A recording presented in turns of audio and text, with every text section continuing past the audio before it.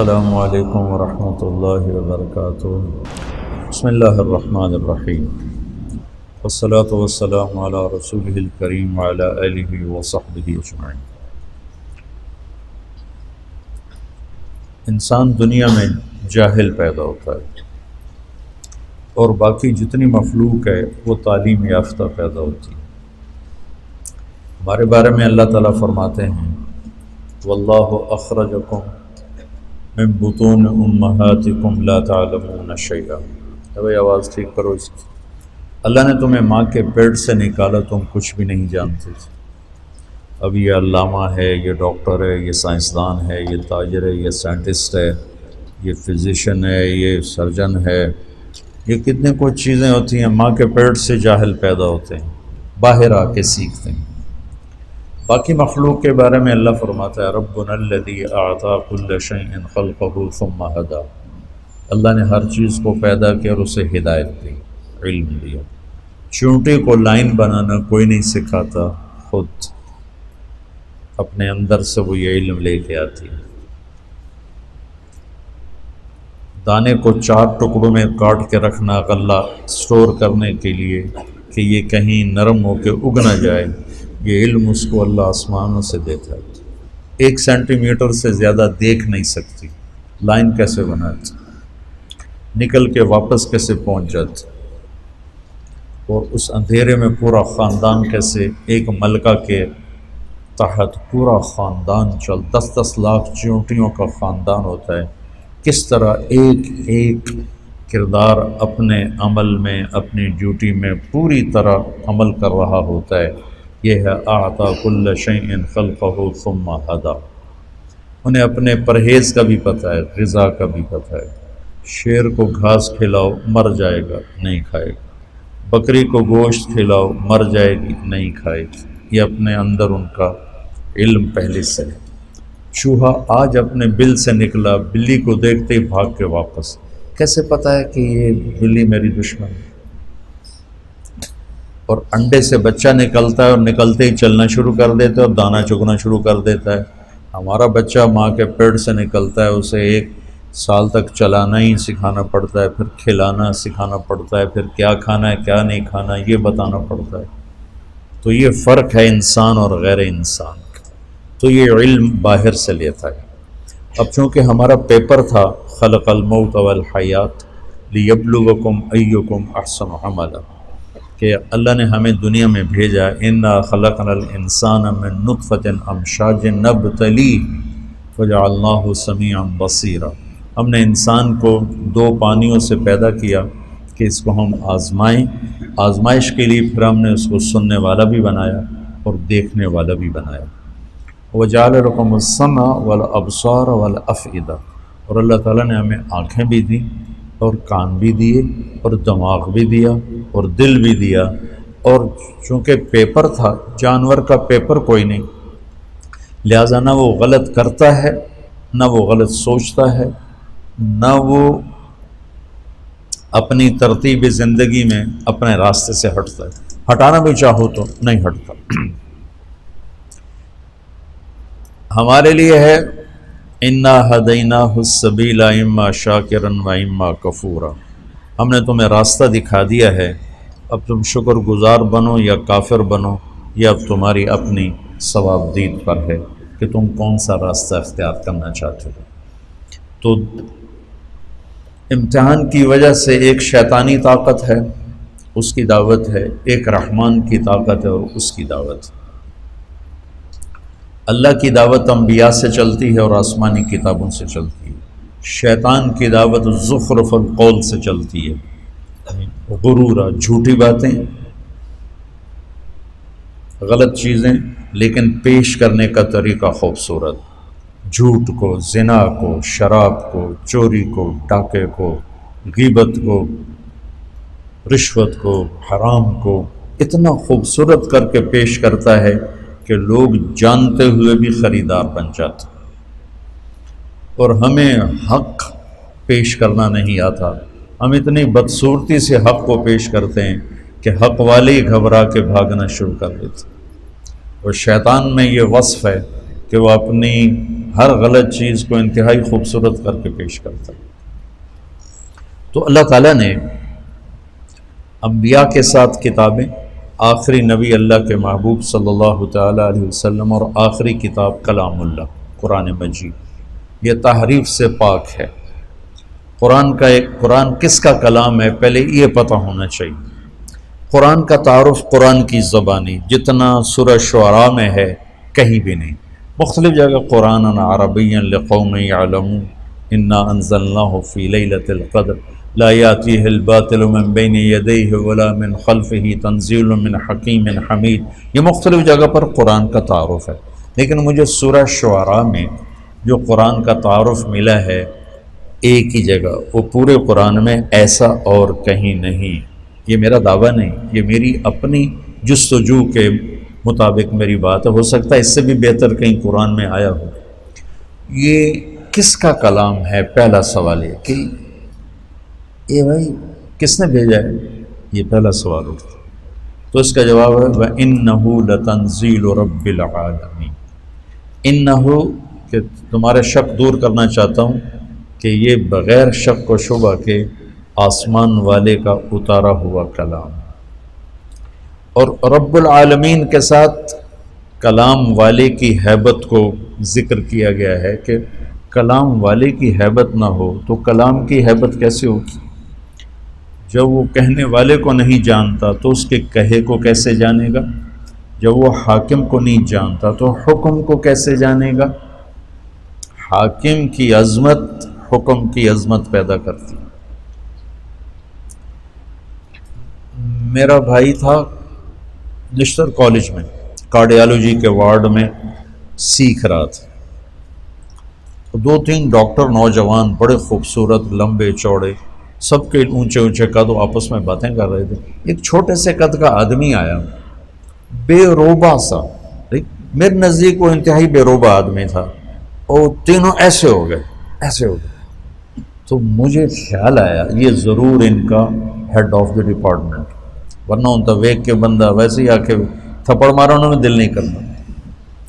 تو جب وہ چلا گیا تو میں نے طاہر سے پوچھا یہ تمہارا ہیڈ آف دا ڈپارٹمنٹ؟ کہنے لگے ہاں۔ یہ ہے کہ میں نہیں جانتا تو میں کہہ رہا ہوں پتہ نہیں چپڑاسی کتوں اندر آ گئی، اور وہ جانتے ہیں تو وہ ہل گئے۔ جتنا ہم لوگوں کی عظمتوں کو جانتے ہیں اتنا اللہ کو جانتے تو قرآن ہمارے دل کے اندر اتر جاتا۔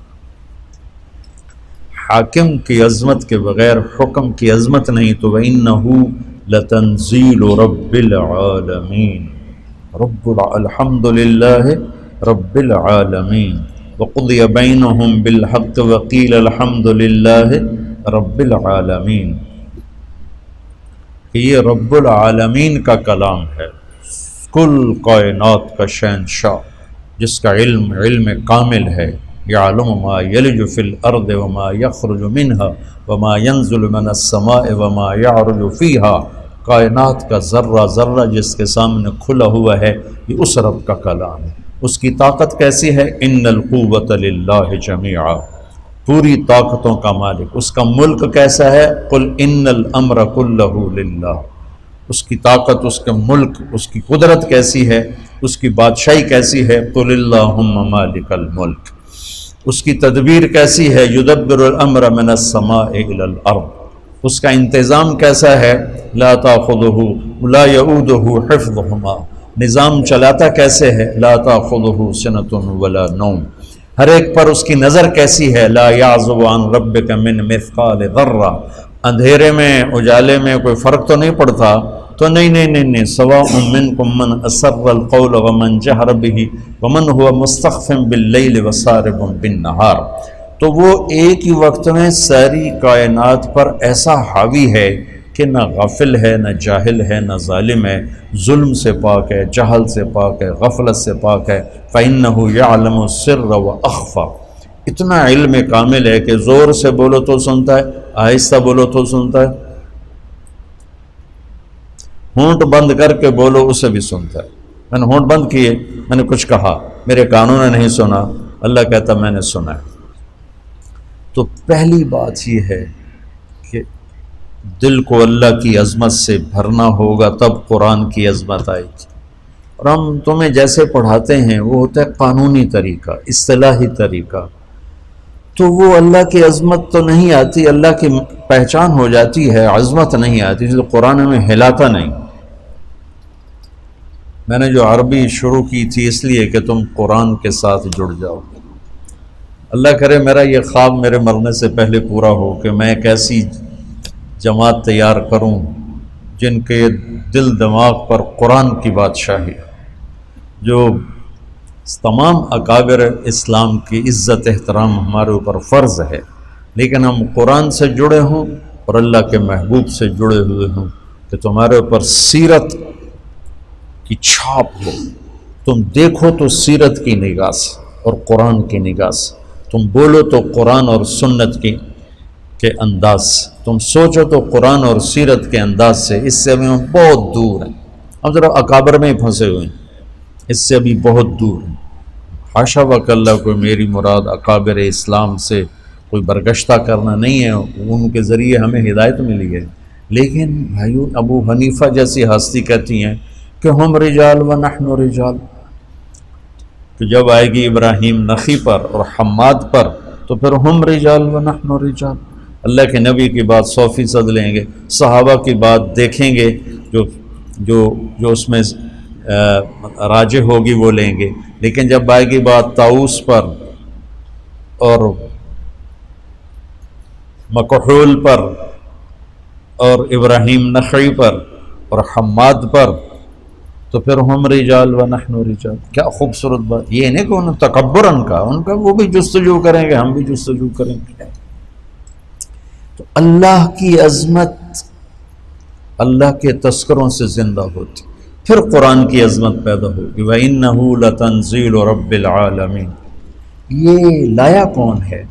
اللہ تو آسمانوں پر ہے، نبی ہماری زمینوں پر ہیں، تو یہ کون لایا ہے؟ تو اس کا جواب ہے نزل بہ الروح الامین۔ کس کا کلام ہے؟ انہ لتنزیل رب العالمین۔ کون لایا ہے؟ نزل بہ الروح الامین، جبریل فرشتہ۔ کس کے پاس آیا ہے یہ کلام؟ کس کے پاس آیا ہے؟ علی قلبک، یہ ہمارے نبی پاک صلی اللہ علیہ وسلم کے دل پر اترا ہے۔ علی قلبک، آپ کے دل پر اترا ہے، پھر لفظ بن کر آپ کی زبان سے نکلا ہے۔ اللہ کا کلام الفاظ میں بند نہیں، اس کی کوئی تشبیہ نہیں۔ صرف بخاری شریف کی روایت سے آپ لوگ جب پڑھو گے بخاری تو مثل سلسلۃ الجرس، یا رسول اللہ آپ پہ وحی آتی ہے؟ آتی۔ کیسی ہوتی؟ کہ بس جیسے گھنٹی کی آواز ہو ایسے ہوتی، گھنٹی کی آواز۔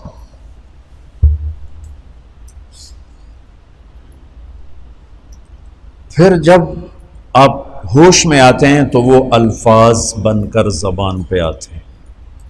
یہ اللہ کی زبان سے تورات نہیں نکلی، اللہ کی زبان سے زبور نہیں نکلی، اللہ کی زبان سے انجیل نہیں نکلی، آسمان پہ لکھوائی گئی کتابیں اور اتار دی گئیں۔ کلام وہ ہوتا ہے جو زبان سے ادا ہو۔ قرآن میرے رب کی زبان سے نکلا ہوا کلام ہے، اور کائنات کے بنانے سے 2000 سال پہلے نے پورے قرآن کی تلاوت فرمائی، پورے قرآن کی تلاوت فرمائی۔ سبحان اللہ، پتہ نہیں کیا وہ انشاءاللہ جنت میں سنیں گے، اللہ ایمان کے ساتھ لے جائے تو جنت کی سب سے بڑی نعمت وہ اللہ کا دیدار ہے اور اللہ کے زبان سے اس کے کلام کا سننا ہے۔ جب جنت کی حوریں بھی گانا سنائیں گی، ساز بجے گا، جنت کے درخت ساز بنے۔ پھر داؤد علیہ السلام سنائیں گے تو جنت کے ساز درخت ساز بن کے بجیں گے۔ ہمارے نبی سنائیں گے تو جنت کے درخت ساز بن کے بجیں گے۔ جب اللہ پردہ ہٹائے گا، اپنا دیدار کرائے گا، اپنا کلام سنائے گا، پھر درخت بھی سنیں گے، نہریں بھی سنیں گی، دریا بھی سنیں گے، پتہ بھی سنے گا، تنکا بھی سنے گا، جانور بھی سنے گا، پرندہ بھی سنے گا، اور آپ بھی سنیں گے۔ ایمان والے بھی سنیں گے، ایمان والیاں بھی سنیں گے، تو اس میں ایسے گم ہوں گے کہ انہیں جنت کی یاد ہی بھول جائے گی۔ تو تورات زبان سے نہیں نکلی، انجیل زبان سے نہیں، زبور زبان سے نہیں، لکھوائی گئی، اس سے تو تبدیل ہو گئی۔ اور وہ مٹ گئیں. اگر وہ اللہ کی زبان سے نکلی ہوتی تو کبھی اللہ کے کلام کو بدلا نہیں جا سکتا. اللہ کی ہر صفت ناقابل تبدیل ہے. اللہ کی ہر صفت ناقابل تبدیل ہے. اللہ کے ہر صفت تغیر تبدل سے پاک ہے. قرآن چونکہ اللہ کی زبان سے نکلا ہوا کلام ہے، اسے بدلنے کی لاکھوں کروڑوں کوششیں کی گئیں، کوئی کامیاب نہیں، کوئی ایک کوشش کامیاب نہیں کہ یہ میرے رب کا کلام ہے، علی قلب، میرے نبی کے دل پر اترا ہے. آخری سوال، کیوں آیا ہے؟ کیوں آیا ہے؟ لِتَكُونَ مِنَ الْمُنذِرِينَ. سبحان اللہ. انذار کیا ہے؟ آگے ایک زندگی آ رہی، اس زندگی کے بارے میں خبردار کرنا کہ دیکھو بھائی وہاں بہت بڑا نفع ہے، ہمیشہ کی زندگی جنت، وہاں بہت بڑا نقصان ہے، ہمیشہ کی زندگی آگ. تو قرآن کا مقصد ہے زندگی کا طریقہ، وہ طریقہ بتانا، خبردار کرنا. کس چیز سے خبردار کرنا؟ زندگی کے اس طریقے سے خبردار کرنا جس پر چل کے ہم سب دنیا میں بھی سکون سے رہیں اور جنت میں بھی کامیابی کے ساتھ پہنچ جائیں. جس طریقے پر چل کر دنیا کی مشقتیں اور دنیا کی مصیبتوں سے بچیں اور جہنم کی آگ سے بچ کر جنت میں جانے والے بن جائیں. قرآن اس لیے آیا ہے، ان ھذا القرآن یہدی للتی ہی اقوم. بہت سے رہبر بیٹھے ہوئے ہیں یہاں، تو قرآن، اللہ کہتا ہے کہ قرآن وہ رہبر ہے جو سیدھا راستہ دکھاتا ہے. قرآن کا چیلنج آج تک باقی. کتنی سائنس ٹیکنالوجی بڑھ چکی ہے، اب تو کمپیوٹر کے ذریعے سے اعلیٰ عبارت تیار کر لو، کمپیوٹر کے ذریعے سے آسمان کے تارے توڑ کے لے آؤ. اور قرآن کا چیلنج آج بھی باقی ہے، فاتو بصورت من مثلہ، کہ یہ میرے رب کا کلام ہے، ایک صورت ایسی لے آؤ. انا اعطینا جیسی 3 آیات کی صورت لے آؤ. آج اتنے بڑے سورسز سائنس ٹیکنالوجی کے باوجود اس چیلنج کو کوئی نہیں توڑ سکتا. ہر چیلنج ٹوٹا ہے، ہر ریکارڈ ٹوٹا ہے، ہر ریکارڈ. وہ یوسف کو شوق ہے نا کرکٹ کا، بیٹے میرے کو، تو وہ سعید انور سے اس کو بڑی محبت تھی، تو اس کا ریکارڈ تھا 194 ون ڈے میں. تو وہ آیا میرے پاس، گھبرایا، وہ اس کا ریکارڈ برابر کر دیا فلاں نے. میں کہ پتر میں تو نہیں پتا ریکارڈ ہوندہ ہی کی. وہ گھبرایا، اس کا ریکارڈ برابر کر دیا. 4 دن بعد پتہ لگا کسی نے توڑ دیا. میں نے کہا بیٹا ریکارڈ ٹوٹنے کے لیے ہوتے ہیں، چیلنج ٹوٹنے کے لیے ہوتے ہیں. ایک چیلنج باقی ہے جو آج تک اسے کوئی چیلنج کر نہیں سکا. اور آج تک یہ تو بہت لکھا ہوا ہے کہ قرآن غلط ہے، یہ نبی کا کلام نہیں، یہ اللہ کا کلام نہیں ہے. غیر مسلموں نے لکھا ہے یہ محمد کا اپنا کلام ہے. میں نے بہت پہلے 98 میں ایک کتاب پڑھی، الی من هو دونہ، ان کے نام جو ہم سے نیچے ہیں، ان کے نام جو ہم سے نیچے ہیں.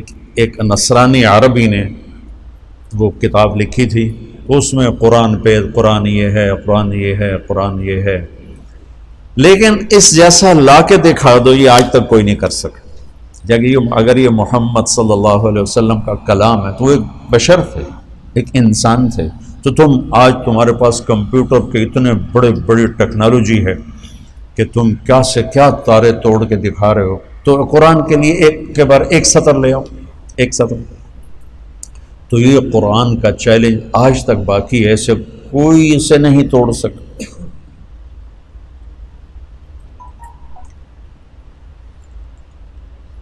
قرآن کی عظمت، اللہ کی عظمت کے بعد قرآن کیا کہتا ہے تو وہ سمجھ میں.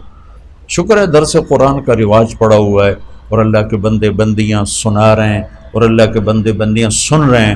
بہت اچھی بات. کسی بھی نیکی کو چھوٹا نہیں سمجھنا چاہیے اور کسی کی بھی مخلصانہ محنت کو حقیر نہیں سمجھنا چاہیے اور کسی پر ایسے حقارت والی تنقید نہیں کرنی چاہیے. پتہ نہیں کس کو کہاں سے کیا ہدایت مل جائے. تو میرے اللہ کا نظام ہے، میرے اللہ کی بات. تو ایک سلسلہ چل رہا ہے، لوگ آ رہے ہیں، فائدہ بھی اٹھا رہے ہیں. پورا فائدہ کب ہوگا؟ جب اللہ کی ہیبت طاری ہوگی اور کلام کی ہیبت طاری ہوگی. پھر ایک دم دل دماغ جھکتے چلے جائیں گے۔ الف لام میم ذالک الکتاب لا ریب فیہ، یہ لا ریب فیہ بھی چیلنج ہے، آج تک اسے کوئی نہیں توڑ سکا کہ اس کتاب میں جو کچھ ہے اس کو چیلنج نہیں کیا جا سکتا۔ میرے بیان کو، میری کتاب کو، میری تصنیف کو میں خود ہی چیلنج کر دیتا ہوں، نہیں جو میں نے پہلے لکھا تھا وہ غلط ہے، اب صحیح یہ ہے، جو میں نے پہلے کہا تھا وہ غلط ہے، اب صحیح ہے، میں خود اپنی بات کو توڑ دیتا ہوں۔ تو اوروں کو تو زیادہ طاقت ہے میری بات کو، میری کتاب کو توڑنے کی، لیکن قرآن کا چیلنج ہے لا ریب فیہ، آؤ اسے توڑ کے دکھاؤ، اس میں سے کوئی کچی بات نکال کے دکھاؤ۔ اور ریب کا ترجمہ کیا ہے؟ جی نہیں، ہمارے پاس لفظ کوئی نہیں، اس لیے ہم شک اس کا ترجمہ کرتے ہیں۔ شک تو خود عربی کا لفظ، بل ہم فی شک منہا بل ہم منہا عموم،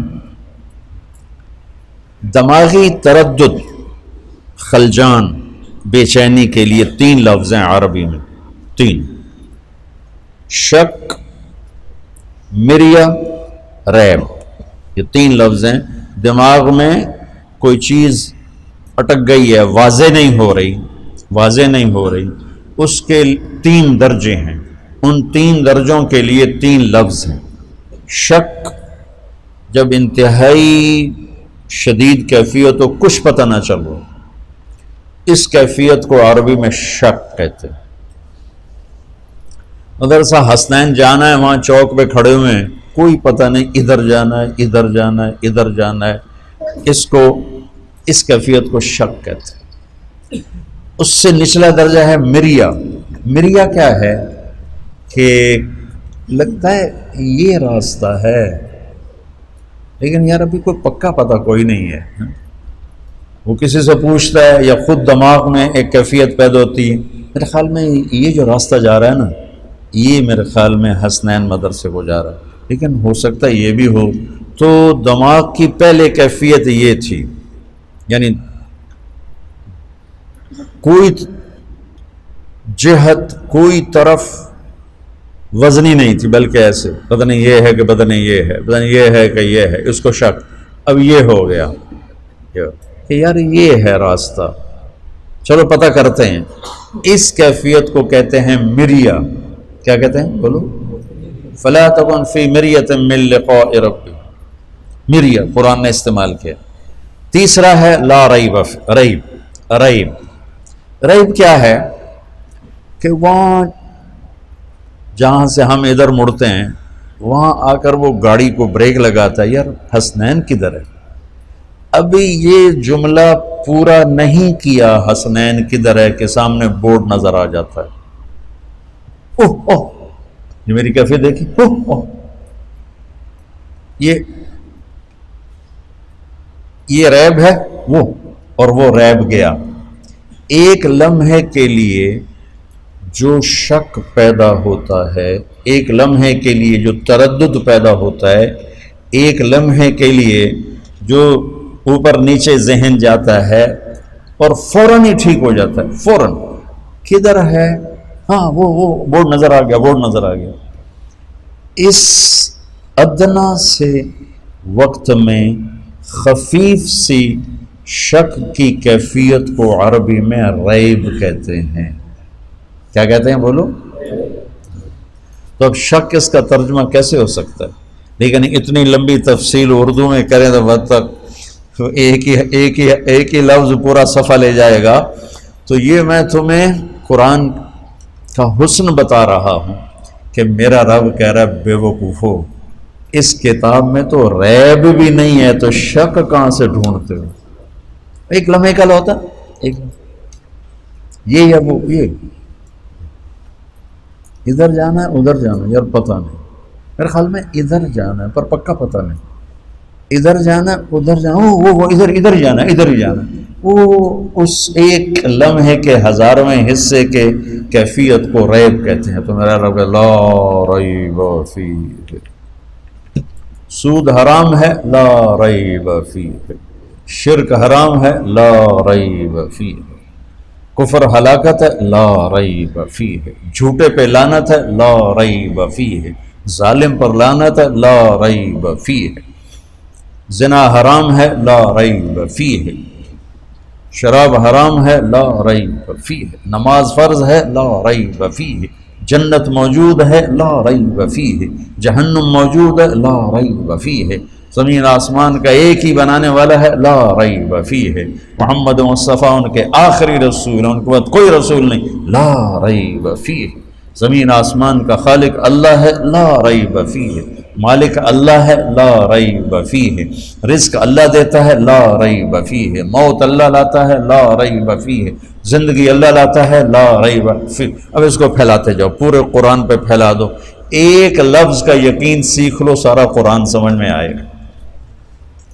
اب تم شکوک و شبہات سے بھرے ہوئے قرآن تمہیں ہدایت کیسے دے؟ تم سے مراد میں اور آپ، ہم ساری امت کا یہ حال، لا ریب، کیا خوبصورت، لا ریب فیہ، خیانت پہ لعنت لا ریب فیہ، سچائی کو شاباش لا ریب فیہ، انبیاء برحق ہیں لا ریب فیہ، روزہ فرض ہے لا ریب فیہ، زکوٰۃ فرض ہے لا ریب فیہ۔